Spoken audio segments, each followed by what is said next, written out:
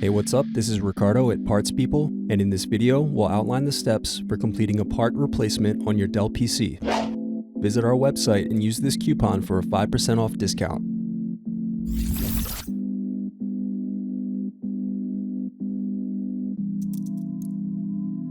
Unscrew and remove bottom base.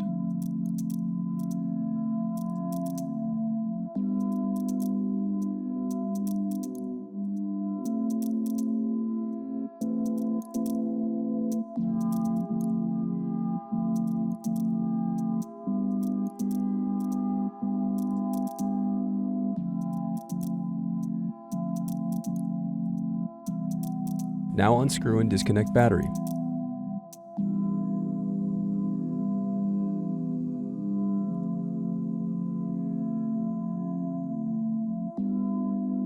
Then unscrew and disconnect wireless card. Thanks for watching. Don't forget to like and subscribe if you enjoyed this video. And if you need more, check out this playlist to watch other tutorials for your laptop.